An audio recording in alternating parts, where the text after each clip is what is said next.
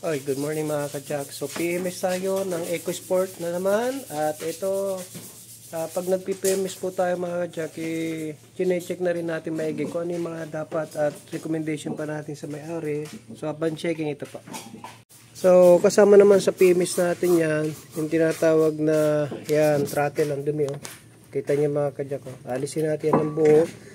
Tapos sa pan-checking ngayon, mayroon ditong leak. Yung kulay, yan yung sinasabi ko sa inyo mga ka-Jack na maganda pagka ang coolant nyo ay kulay pink. So, mabilis matrace kung may leak. So yan leak na yan hanggang sa baba. May taga. So ibig sabihin ito, itong hose na to. So ang gawin na lang muna natin, lagyan natin ng beta gray. Baka sumisiksik. Tapos i-check nyo yung hose na ito. Baka yung plastic na yan, baka may crack. So check natin lahat. And then magpapalit tayo to. Linis na rin ang mga preno. Yan ang PMS natin. So lahat babaklasin ang preno nito. Ito kay Sir Denmark, no? Ayan. So pini-PMS po natin to mga ka-Jack. Kasama ang tinatawag na dalawang DCTF. Ayan, original. Ayan, DCTF. Yung kanyang fuel filter, puro original lahat yan. Ayan, galing sa Ford. At saka yung ating fully synthetic na langis. So, lahat ay nilalagay po natin ay galing sa Ford. So, yan. So,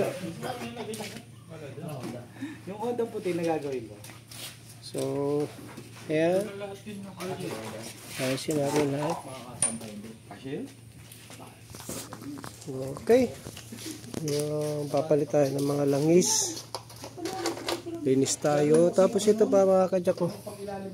Medyo, may leak na rin to Mark yung ano, valve cover gasket.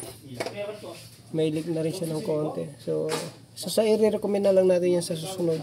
Sa may-ari at least i-advise natin siya na kung ano ba yung mga pwedeng gawin o ipapasabay niya na o nasa budget din kasi minsan. Ayan. So yung pin na yan, pati nga, yung pin na yan mga ka-Jack, pagka nagpipimis tayo, sinasabay natin ito, yan o. Nilalagyan natin ng grasa kasi yan, ito yung ano, nagbabounce, no? Kaya gumaganong-ganon yan. So anyway, in case nagyan ng grasa, may balik na maayos. Sasali na tayo ng DCTF. So may langis naman. Yung likod, paki-check rin kita. Higpit na agad yung mga ano.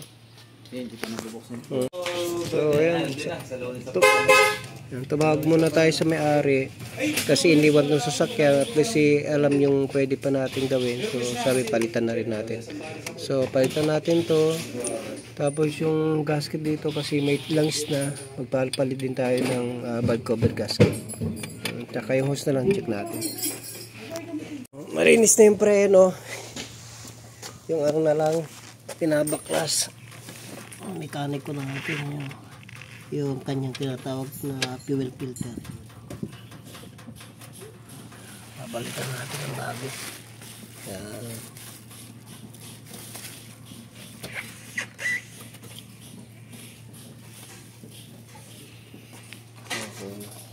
So okay na, na-change na rin natin. Oops, dahan-dahan. Papalitan na rin natin valve cover gasket kasi ayan, medyo may mga tagas sa gilid oh. So natin palitan na natin fully synthetic na langis.